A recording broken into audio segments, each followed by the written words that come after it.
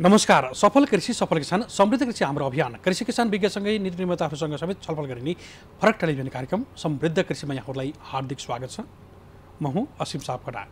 कार्यक्रम समृद्ध कृषिमा हामीले कृषि क्षेत्र अन्तर्गतका हरेक विषयहरूलाई विधाहरूलाई उत्तिकै महत्त्व दिने गरेका छौँ। यहाँहरूका समस्या जिज्ञासा गुनासा र अन्यहरूलाई हामी सम्बन्धित विज्ञ समिति इकाइ मार्फत समाधानको दिप्रयासमा प्रतिबद्ध छौँ, अफेरबाट अनियरबाट पनि। आजको श्रृङ्खलामा हामीले पशुपालन व्यवसायलाई थप व्यवस्थित र व्यावसायिक बनाउनको लागि उत्पादन लागत कसरी घटाउन सकिन्छ हामीले पटक पटक डाक्टर रामेश्वर सिंह पाण्डेसँग कुराकानी गरेका थियौँ। उहाँले भन्ने गर्नुहुन्छ किसानहरूको मूल्य बढ्दा किसानलाई फाइदा हुन्छ त? दुग्ध अथवा चाहिँ मासुजन्य प्रयोजनको लागि हामी पशुपालन व्यवसाय गर्दै गर्दा चाहिँ दुधको मूल्य पनि बढेको छ, मासुको मूल्य पनि बढेको छ, तर किसानलाई चाहिँ कतिको फाइदा छ यो कुरामा ख्याल गरौँ भनेर पनि भन्ने गर्नुहुन्थ्यो।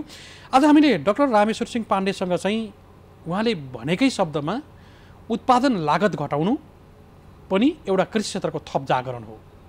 उपभोक्तालाई न्याय हुन्छ नै, यसमा किसानलाई पनि न्याय हुने गरेर किसानले पनि लागत मूल्य नै घटाए पछाडि त्यसबाट पाउने प्रतिफल अथवा नाफा राखेर आम्दानी राखेर बजारमा बेच्दा पनि हामीले उत्पादन लागत घटाउन सकिन्छ है भनेर पनि पटक पटक भन्ने गर्नुहुन्छ।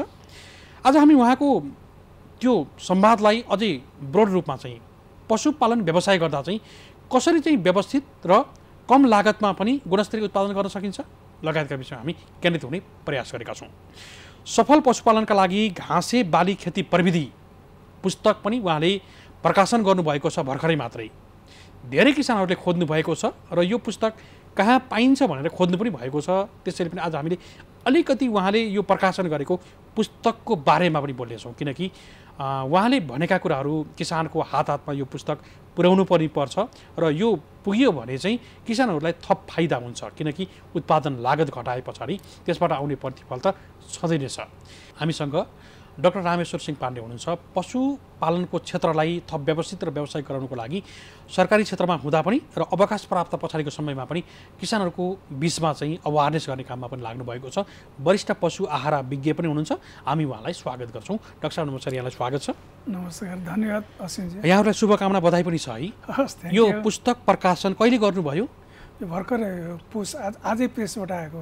ए, अहिले मेरो हातमा परेको छ। हजुर, पहिलो यो चाहिँ हजुर मलाई गिफ्टेड पनि गर्नुभएको छ। हजुर, यहाँले सामाजिक सञ्जालमा चाहिँ केही दिन अगाडि राख्नु भएको थियो है? त्यसो कारण आउँदैछ भनेर जानकारी गराउनु भएको थियो। जानकारी मात्रै गराएको। हजुर, त्यो जानकारी मैले किसानहरूलाई पनि गराएको थिएँ। धेरैले खोज्नु पनि भएको छ कि यो पुस्तक चाहिँ कहाँ पाइन्छ, कसरी पाइन्छ भनेर पनि भन्नुभएको थियो। अब ठिकै छ, बजारमा जाने कुरा त रहँदै नै छ र सम्पर्क गरिसके पछाडि अब कुनै वेबाट देशैभर रहेका किसानहरूलाई पठाउने व्यवस्था चाहिँ गर्नुहुन्छ यहाँ। हजुर हजुर। अब यहाँले केही महिना अगाडि यही स्टुडियोमा पनि हामी कुराकानी गरेका थियौँ। पशुपालक किसानले दुग्ध प्रयोजनको लागि अथवा चाहिँ मासुजन्य प्रयोजनको लागि किन नहोस्, उत्पादन लागत घटाउनु पनि कृषि क्षेत्रको अथवा पशुपालन क्षेत्रको चाहिँ पहिलो आवश्यकता हो, विकल्प हो, किनकि हामीले किसानलाई पनि र उपभोक्तालाई पनि न्याय गर्नुपर्छ भनेर भन्नुभएको थियो कि? हजुर। यो के अर्थमा भन्नुभएको थियो? यो वास्तवमा के भने अब नेपालमा चाहिँ नि अब भन्छौँ नि हामीहरू करिब चाहिँ त 65% किसानहरू छन्। 60-65% भनिन्छ। 65-62% जति किसानहरू छन् र तीमध्ये अब करिब यो पशुपालन क्षेत्रमा मात्रै आबद्ध भएका किसानहरू करिब 30 लाख जति परिवारहरू होलान्। 30 लाख परिवार। हजुर। अब एउटा कुरा के छ हेर्नुहोस् भने जुन अब कृषि पेसा भने बित्तिकै खाद्यान्न बाली भयो, फलफुल बाली भयो, तरकारी बाली भयो, पशुपालन भयो, मत्स्य पालनहरू भयो, तर जस्तो अब खाद्यान्न बाली जुन मुख्य हो नि हाम्रो चाहिँ अब अहिलेको भौगोलिक अवस्थाले अब किसानहरूको उत्पादन क्षमता यो जनसङ्ख्या वृद्धिले गर्दाखेरि जति पनि नेपालका चाहिँ स्रोत साधनले खाद्यान्न बाली उत्पादन हुन्छ त्यो चाहिँ नै हार्डली चाहिँ नेपालमा चाहिँ आन्तरिक खपतको लागि मात्रै पुरा हुन्छ अथवा पुग्न सकिरहेको छैन। अहिले पनि अब अहिले भर्खरै हेर्नुहोस् करिब 70 लाख मेट्रिक टन धानको आवश्यकता छ। करिब हामीहरू त्यसको चाहिँ नै 15-20% चाहिँ अहिले पनि चामल इन्डियाबाट आयात गरेर आफ्नो घरेलु आवश्यकता पुरा गरिरहेछौँ। त अनि पशुपालन मात्रै यस्तो क्षेत्र हो जसबाट चाहिँ हामीले आफ्नो घरायसी आवश्यकता पुरा गरेर यसलाई चाहिँ निकासी पनि गर्न सक्छौँ। भनेको मतलब किसानको आर्थिक वृद्धिको लागि पशुपालन नै एउटा मात्र विकल्प हो। पहिलो विकल्प एउटा मात्र होइन, पहिलो विकल्प है। पहिलो विकल्प त्यो हो। डाक्टर पाण्डे, मैले अलिकति रोकेँ है, यहाँले के भन्नु खोज्नु भएको छ यो विषयलाई हामी जाउँला। मैले यो प्रश्नमा रोक्न खोजेँ कि केही दिन अगाडि चाहिँ चाइनामा चाहिँ विशेष गरी राँगा र भैँसी चाहिँ निर्यात गर्ने कुराहरू एउटा संस्थाले जुन गर्दैछ, हामी त्यो विषयमा पनि केही दिन पछाडि कुरा गर्छौँ। यद्यपि यो भन्दै गर्दा अब माहौल बन्दैछ, बाटो खुल्दैछ, यो भन्दै गर्दा पशुपालनलाई अझै समृद्धसँग जोड्न सकिन्छ भन्न खोज्नु भयो। अब हेर्नु चाहिँ पशुपालन नै अब किसानहरूको चाहिँ नि भनौँ नेपालको आर्थिक समृद्धिको आधार हो भनियो नि अघि। तर आधार त हो, तर अब विडम्बना के छ भने चुनौतीहरू विशाल छन् भने अब 30-35 हजार लाख चाहिँ किसान परिवार आबद्ध छन्। पशुपालकको सङ्ख्या पनि घटेको छ पछिल्लो समयमा। पशुपालनको गाई भैँसी सङ्ख्याहरू बङ्गरहरूको सङ्ख्या घटिरहेको छ। जो काम गर्ने युवा शक्तिहरू विदेश पलायन भइरहेछन्। ग्रामीण क्षेत्रबाट चाहिँ नि मान्छेहरू बसाइ सराई भएर जाने अलिकति सुविधा सम्पन्न सहरी क्षेत्रमा बसाइ सराई गरिरहेछन्, गाउँ रितिँदैछ। अब यस्तो किसिमको चुनौतीहरू छ। तर एउटा कुरा के छ, जहाँ चुनौती हुन्छ त्यहाँ चाहिँ नि सम्भावना पनि हुन्छ त, समाधान पनि हुन्छ। त्यो बाटो हामीले एक्सप्लोर गर्नु पर्यो, त्यसलाई चाहिँ सदुपयोग गर्नु पर्यो। अब यो चाहिँ के हो भने केही महिना अगाडि हेलेज निर्यात गर्ने चाइनामा भनेर चाहिँ एउटा एग्रिमेन्ट गर्नु चाइना पनि बन्यो, प्रसार पनि भयो, एउटा माहौल बने जस्तो थियो। अनि 1-2 कन्टेनरहरू चाहिँ निकासी पनि पठाइए पनि। अब अहिले आइकन रिसेन्टली महिना दिन 2 महिना पनि भएको छैन। अब यो राँगाको मासु निर्यात गर्ने भन्ने हो। अब राँगाको मासु अहिलेको तत्कालको अवस्थामा चाहिँ नि यो धेरै एम्बिसियस हो। क्षमताले नेपाली क्षमताले भ्याउनु भन्दा पनि धेरै परको कुरा हो त। अहिले त तुरन्त सधैँ। तर चाहिँ के हो भने जुन माहौल बन्यो भने, जुन एग्रिमेन्ट भयो, सम्झौता भयो, त्यसले चाहिँ नि उत्प्रेरणा जगाउँछ किसानहरूमा। अहिलेदेखि बाटो बनायो भने केही वर्षमा त सकिन्छ। अब अहिलेदेखि गऱ्यो भने चाहिँ त्यसलाई आगामी भनौँ 2 वर्ष 3 वर्षभित्रमा चाहिँ हामीहरू त्यो अवस्थामा पुग्छौँ।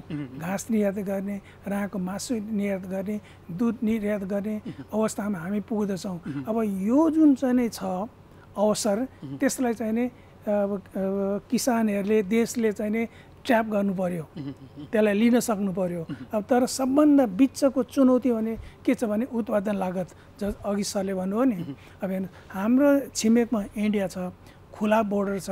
इन्डियाबाट चाहिँ नि आउने चाहिँ नि खुला सबै चिज आउने, खुला रूपले वैध अवैध 1 नम्बर 2 नम्बर सबैतिर खुला आइरहेको छ। अनि त्यहाँ इन्डियाको गभर्मेन्टले चाहिँ नि किसान पशुपालकहरूलाई चाहिँ नि सेवा सुविधा र चाहिँ नि यो भन्छ नि त्यसलाई के भन्छ कम्पेन्सेसन सहुलियतहरू अनुदानहरू चाहिँ नेपालको भन्दा धेरै दिएको छ। धेरै नै छ, धेरै हरेक कुरामा चाहिँ हरेक कुरामा एकदमै सपोर्ट छ। त्यो पनि हजुर खोरगोठ र खेतबारीमै पुगेर हो। अब तर नेपालमा त अब त्यस्तो छैन। नेपालमा चाहिँ के छ भने उत्पादन लागत जुन दाना खुवाउँछ अथवा चाहिँ अब आहारहरू खुवाउँछ त्यो सबै आयातित हो। आयातित त्यो पनि चाहिँ विशेष गरेर इन्डियाबाट आउने हो। कुनै अब यो दानाको कच्चा पदार्थ 90-100% नै इन्डियाबाट आउँछ। जस्तो भनौँ न मिनरल मिक्सर्सहरू, फिस मिलहरू, त्यसको त 100% नै इन्डियाबाट आउँछ। इभन चाहिँ मकै जुन चाहिँ अब हामीहरू चाहिँ दोस्रो खाद्य नेपाली भन्छौँ, मकै हो करिब 70% इन्डियाबाट आउँछ। मकै भटमासको अवस्था त्यस्तै छ। मकै भटमासहरू। अब यस्तो अवस्थामा नेपालको चाहिँ अब के हुन्छ भने उत्पादन लागत एकदम बढेर जान्छ, बढेर गएको छ। र चाहिँ व्यावसायिक पशुपालकहरू, दूध उत्पादन संलग्न किसानहरू, मासु उत्पादन संलग्न किसानहरू आर्थिक फाइदा लिएको छैनन्। दुधको मूल्य बढेको समयमा करिब 1 वर्ष जति भयो होला। त्यो बिचमा मैले ठ्याक्कै समय याद गरिनँ, करिब 1 वर्ष जति। त्यो समयमा यहाँले मसँग भन्नुभएको थियो कि संवादमा भन्नुभएको थियो, मैले भनेकै अथवा हामीले भनेकै प्रविधि प्रयोग गरे भने अथवा चाहिँ हामीले भनेका घाँसहरू लगाइए भने चाहिँ हजुर हो, हामीले तत्कालीन समयमै कुराकानी गर्दै गर्दा 30 रुपियाँमा पनि दुध दिन सकिन्छ भन्नुभएको थियो।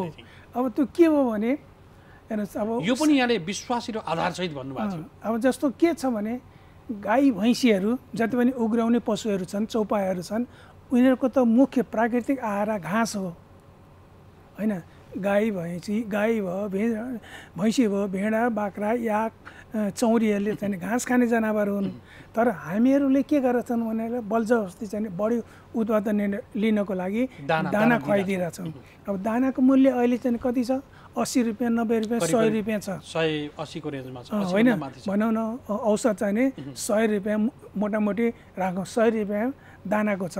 अब दानाबाट 1 किलो दानाबाट उनीहरूले पाउने हो 140 ग्राम चाहिँ प्रोटिन, जम्मै 140, 100 रुपियाँ खर्च गर्छन् अनि गाईलाई 1 किलो दाना खुवायो भने 140 ग्राम खान्छन्।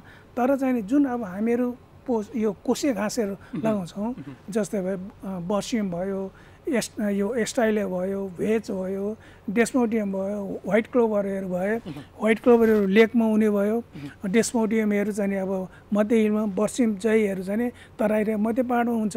अब यो चाहिँ घाँसको चाहिँ प्रोटिन प्रतिशत करिब करिब 20% हुन्छ।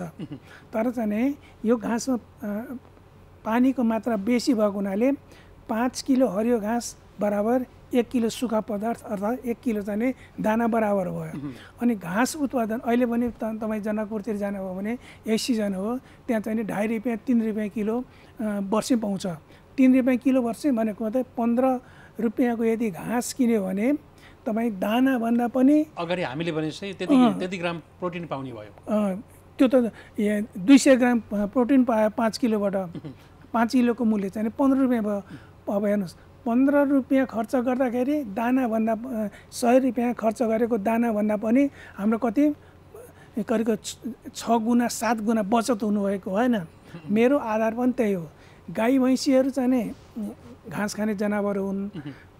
घाँस खाने भनेको उनीहरूलाई चाहिँ अब हामीले चाहिँ घाँसबाटै उनीहरूको जुन पोषक तत्त्वको आवश्यकता छ त्यो चाहिँ घाँसबाट, पोसिलो घाँसबाट, कोसे घाँसबाट पूर्ति गर्यो भने अब त्यो दाना मात्रै हामीहरू चाहिँ तपाईँलाई अहिले अब करिब करिब 60 रुपियाँ लागत पर्छ, हामीहरू चाहिँ 25 रुपियाँ 30 रुपियाँमा झार्न सक्छौँ।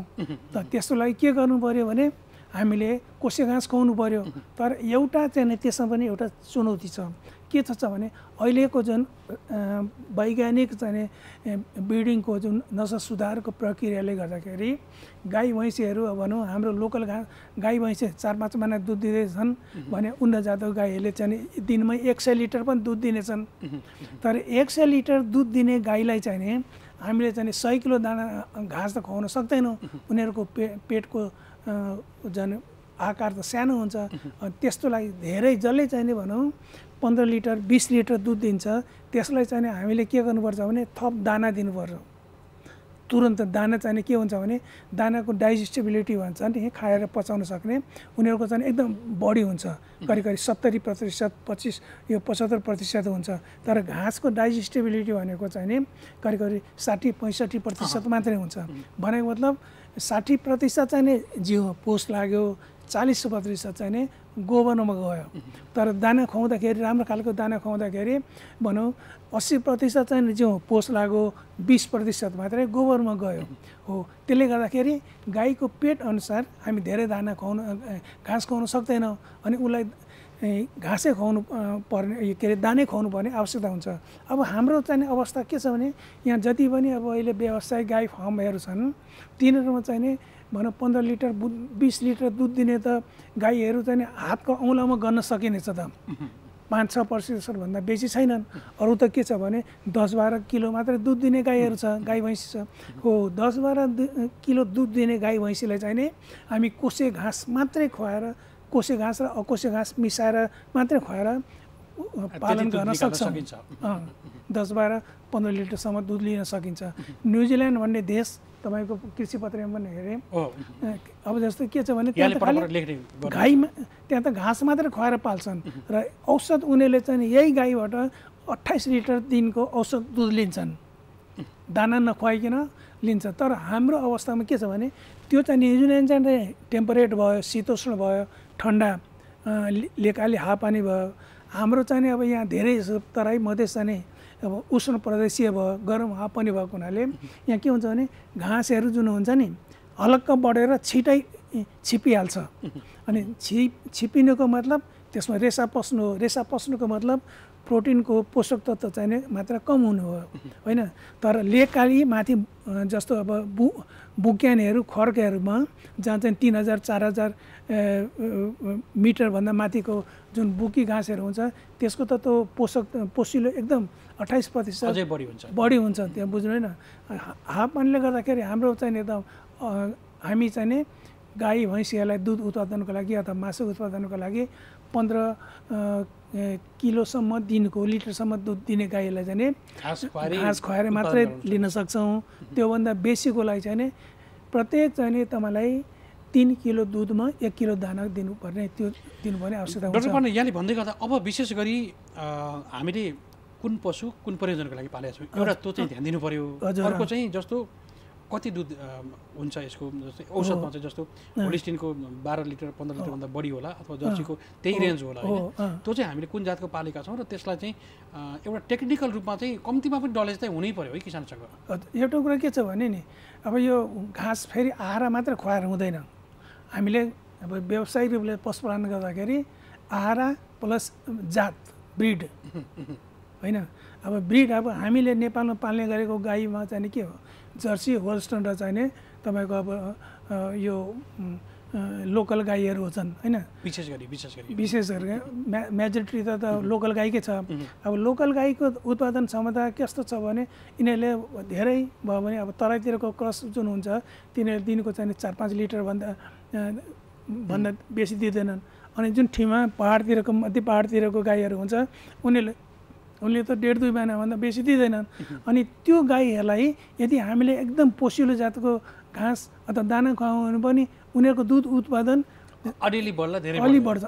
तिनीहरू मोटाउँछन् मात्रै अनि होइन।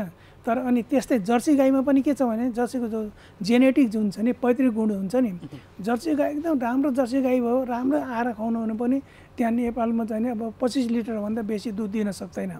तर जुन अब जो होल्स्टर फ्रिजन छ नेदरल्यान्डको डचको अब त्यो गाईहरूको त उत्पादन पैतृक क्षमता नै एकदम बेसी हुन्छ। नेपालमा पनि कति फर्महरू छन् जहाँ चाहिँ 40-45 लिटर दुध दिइरहेको छ त। त्यसमा 40-45 लिटर दुध दिने थुप्रै गाईहरू छन् यहाँ कम्तीमा पनि 500-1000 होला गाईहरू होइन। अब उनीहरूले चाहिँ अब दिनकै 40 लिटर 45 लिटर दुध दिइरहेछ। यही अब उनीहरूलाई दाना खुवाउँछ होइन। दानामा ठुलो लगानी परेको छ है। दानामा लगानी परेको छ। अब दानामा अब लगानी परेको छ। अब के भइरहेछ भने अब नेपालमा भिन्न बनायो हेर्नुहोस् है दानाको जति अब करिब तपाईँलाई 70% इन्ग्रेडियन्टहरू त सबै बाहिर इन्डियाबाट आउने हो। अनि जुन गाईको कुरा गऱ्यौँ नि अहिले 40-45% दुध दिने गाईहरू भने नि त्यो पनि अब त्यो यताउता गरेर यिनैतिरबाट आउँछ। नेपालको जुन क्रस ब्रिड गाई छन् ठिमाहरू अहिले यहाँ चाहिँ एआईबाट गरेर निकालेको अस्ति भर्खर राङ्गा लिएर आए राङ्गा क्रसहरूबाट तिनीहरूको प्रतिशत एकदम थोरै छ। आउने त सबै इन्डियाबाट गाई पनि इन्डियाबाट आउँछ दाना पनि इन्डियाबाट आउँछ औषधि उपचारहरू मिनरल सप्लिमेन्ट सबै इन्डियाबाट आउँछ। अनि नेपाली किसानहरूले चाहिँ के गरेको छ भने खालि लेबरको पैसा मात्रै उनीहरूले पाइरहेको छ खाइरहेको छ त ज्यामी ज्यालो र गोबर मात्रै हो। अब यसको लागि अब हामीले के गर्नुपर्छ त भन्दाखेरि तपाईँले सबभन्दा पहिले इन्डियाको दाँजामा उत्पादन लागत चाहिँ घटाउने उत्पादन लागत घटाउनुको लागि सबभन्दा उपाय के भने घाँसहरू लगाउने त। घाँसहरू पनि अहिले अब के छ भने तपाईँले घाँसको प्रचार प्रसार यति हो 80 सालदेखि हामीहरू घाँस क्षेत्रमा 90-80बाट घाँस क्षेत्रमा काम गरिरहेछौँ। अब अहिले त्यो पहिलेको दाँजो र अहिलेको दाँजोमा त आकाश पातालको फरक आइसकेको छ। घाँसको प्रचार प्रसार चाहिँ भयो तर भने जस्तो भएन भन्ने लाग्छ। भने जस्तो किसानहरूमा चाहिँ नि घाँस लगाउनुपर्छ घाँस खुवाउनुपर्छ भन्ने चेतना आयो।